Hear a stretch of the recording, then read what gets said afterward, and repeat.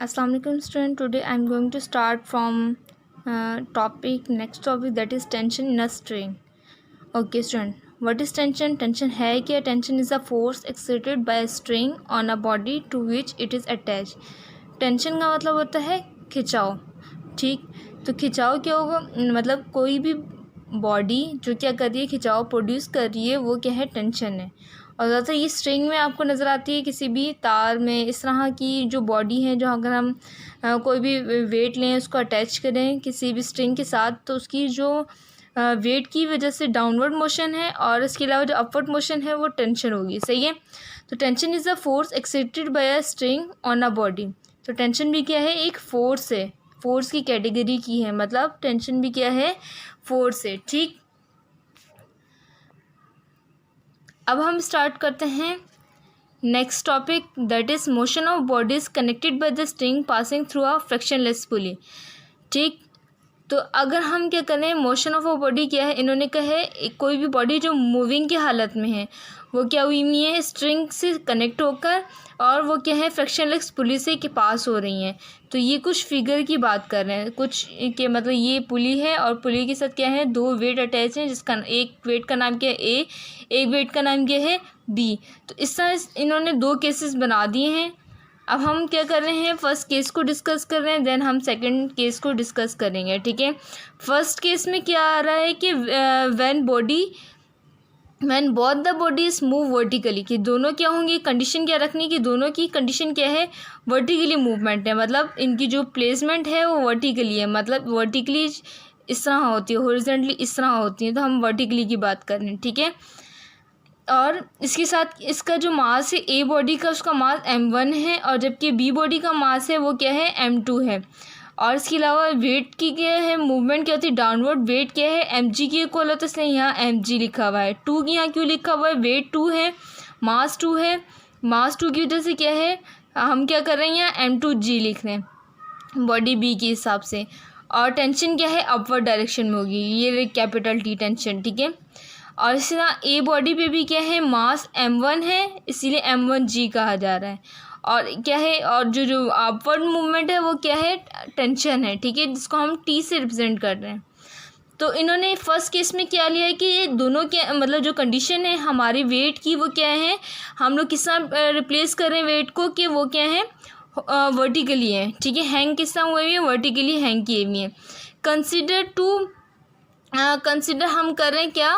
दो बॉडीज़, जिसको हम क्या कर रहे हैं? Consider to bodies A and be having unequal masses, कि दोनों के मासेस क्या हैं? सेम नहीं है, अनइक्वल है. ठीक है. m1 एंड m2, जिसके मास को उन्होंने क्या है? m1 m2 जो मासेस हैं सेम नहीं है, connected by the string which passes over a frictionless pulley. यही बात की है कि दो मास है m1 m2 हैं जो फ्रिक्शनलेस पुली के साथ क्या हुए हुए हैं? अटैच हुए हुए हैं. ठीक है.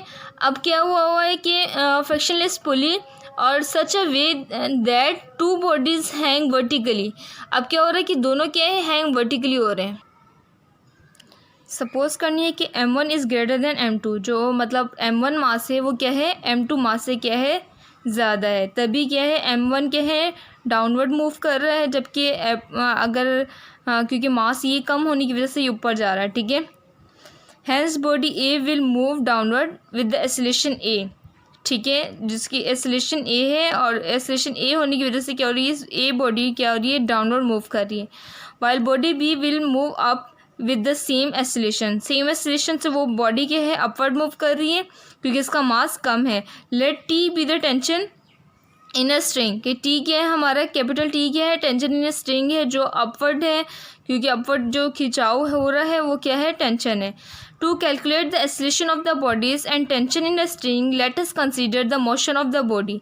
अब हम क्या कर रहे हैं? इसको कंसीडर करने के लिए हम पहले ए बॉडी की बात कर रहे हैं.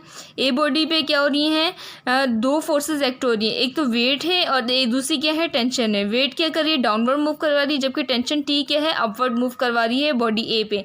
सिमिलरली बॉडी बी पे भी यही काम हुआ है.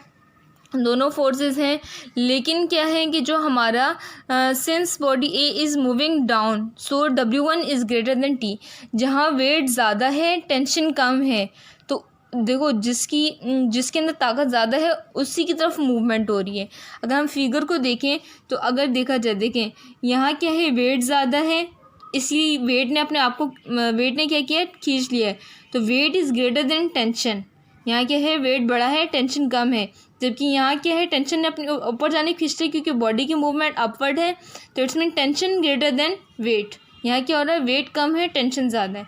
तो यही बात इन्होंने यहाँ कर रहे हैं कि अगर हम बॉडी ए की बात कर रहे हैं तो W1 क्या है, वेट ज़्यादा है, जबकि बॉडी ए पे क्या है, टेंशन कम है। तो इसलिए कहा है W1 is greater then T। ठीक है, the net force acting vertically downward on body A. तो अब क्या हो रही है कि क्योंकि नेट फोर्स क्या हो रही है, वर्टिकली डाउनवर्ड हो रही है ऑन बॉडी ए पर, इसीलिए हम क्या कह रहे हैं, F1 जो हमारी है वो क्या है, W1 माइनस T। कि बड़ी चीज़ में से हम क्या कर रहे हैं, छोटी चीज़ को निकाल लें, और W किसकी इक्वल होता है, mg के इक्वल होता है। तो W1 है तो m1g लिखा जाएगा minus T as it is. तो इसको एक इक्वेशन का नाम दे देते हैं। अब हम कर रहे हैं, since the body A is moving downward with the acceleration A, क्योंकि आपको पता है कि बॉडी ए क्या कर रही है, डाउनवर्ड मूव कर रही है, जिसकी एक्सीलरेशन ए के हिसाब से। ठीक है, the net force F1 acting on A is given by the Newton second law of motion.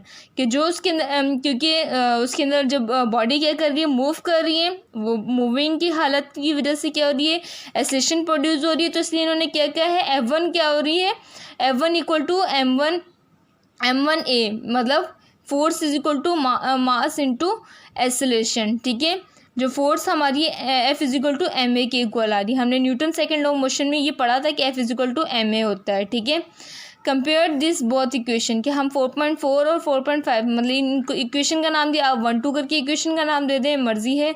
तो इन दोनों इक्वेशन को कंपेयर किया हुआ है। कंपेयर का